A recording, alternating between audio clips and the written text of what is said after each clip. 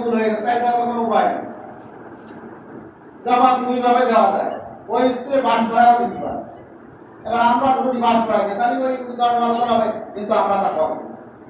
তোমরা ফেল করলে ফেল, যে জায়গায় ডবল জিরো ওই ডবল জিরোই থাকবে। তার কারণ কি, পাঁচ দেওয়ার জায়গা না পেলে সর্বপ্রতি দেখায় না। আমরা একটু তোমরা করলে আমরা কি অবশ্যই যখন 22 পাই 23 ভিতরে 21 পাই আমরা পাস করাই, যেটুকু বোর্ডেরও নির্দেশ আছে। কিন্তু এই পরীক্ষায় আমরা সেটাও করিনি।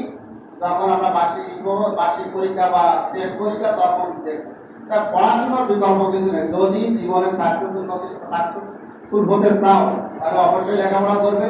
আর সর্বোপরি আমি তোমাদের দীর্ঘায়ু এবং সুস্বাস্থ্য কামনা করে আমার সংক্ষিপ্ত বক্তব্য এখানে শেষ করছি। ধন্যবাদ স্যারকে, স্যারের জ্ঞান গর্ভ এবং সাবলীল বক্তব্য প্রদান করার জন্য। স্যারের এই বক্তব্যকে তোমাদের পাথেয় হিসেবে দিতে হবে এবং এটা অনুসরণ করতে হবে যে তোমরা জীবনে ভালো কিছু করতে চাও। যাই হোক, এ পর্যায়ে খুব সংক্ষিপ্ত সময়ের জন্য বক্তব্য রাখছেন আমাদের অনিন্দ্য স্যার। ধন্যবাদ। 2026 মাধ্যমিক পরীক্ষা ফলাফল ঘোষণার সময় সভাপতি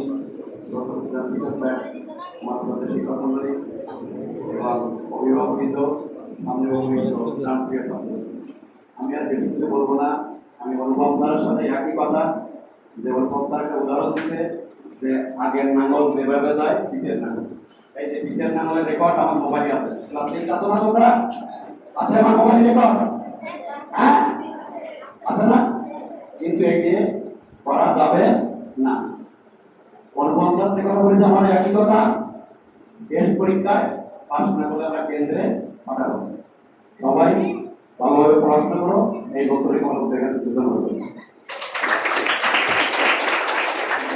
ধন্যবাদ স্যারকে।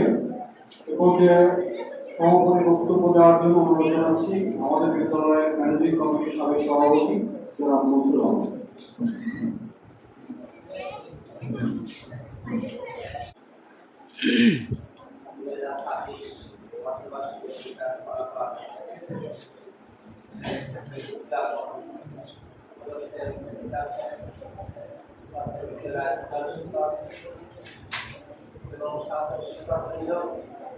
আর উপস্থিত আছেন অত্র বিদ্যালয়ের ভূমিদাতা সহ অভিভাবকবৃন্দ, সামনে উপস্থিত স্থানীয় ছাত্রছাত্রীরা, সকলকে আমার সালাম এবং অভিনন্দন। শিক্ষাবর্ষে উত্তীর্ণ হওয়ার পরে তোমাদের জীবন থেকে 6-7 মাস অতিবাহিত হয়ে গেছে।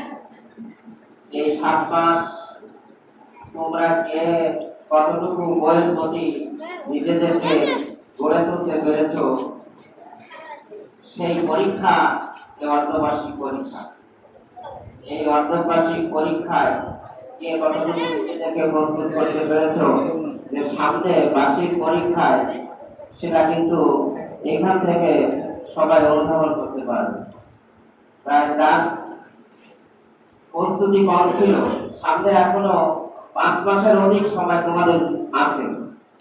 যেখানে ত্রুটি আছে, যে সাবজেক্টে তোমরা দুর্বল, সে সাবজেক্টে কিন্তু সামনে এখনো সময় আছে যে প্রস্তুতি গ্রহণ করে বার্ষিক পরীক্ষায় যাতে এই ঘাটতিটা না হয়, ভালো ফলাফল অর্জন করতে পারো, সেই কামনা আমি করছি। আমাদের বিদ্যালয়ের যে শিক্ষার্থীবৃন্দ আছে এখানে, তারা ভালো, তারা সবসময় জন্য ভালো, শিক্ষায়ও ভালো, আচার ব্যবহারে সর্বদিক দিয়ে ভালো। আর যারা একটু বকাটি ধরনের, তারা কিন্তু শিক্ষায়ও বকাটে, এমনি আচার আচরণ সর্বদিক দিয়ে কিন্তু সেই বকাটি থাকে।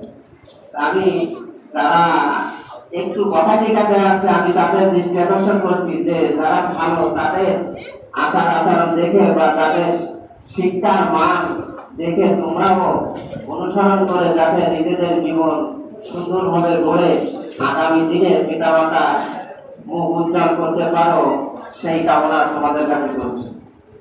প্রিয় শিক্ষার্থীবৃন্দ, সর্বকথা কিন্তু শিক্ষার্থীবৃন্দ তোমাদের উপদেশমূলক কথা বলে গেছে। এখানে কোনো কিছু করার নেই। তাই আমি তোমাদের সকলে দৃষ্টি আকর্ষণ করছি যে আগামী দিনে কিন্তু স্যারেরা বলে গেছে যে এখানে কিন্তু আর আগের মতো পাস নেই, এখানে কিন্তু পড়াশোনা করে যেতে হবে সেটা। কেউ কারোর কাছ থেকে দেখে বা শুনে লেখা কিন্তু সেই সুযোগ আর নেই। আমাদের এবছর পরীক্ষার্থী ছিল মনে হয় 22টা পরীক্ষা, আর তাতে মনে হয় ক্যাজুয়াল দিয়ে মনে 26 জন। এখন আমরা যে কয়জন পাস করবে আমাদের বিদ্যালয় থেকে সেটা রেজাল্ট না দেওয়া পর্যন্ত কিন্তু আমরা সেটা জানতে পারছি না। তা আমরা চাচ্ছি যে আগামী সুস্বাস্থ্য কামনা করে আমি আমার সংক্ষিপ্ত কথা এখানে শেষ করছি। ধন্যবাদ সবাই।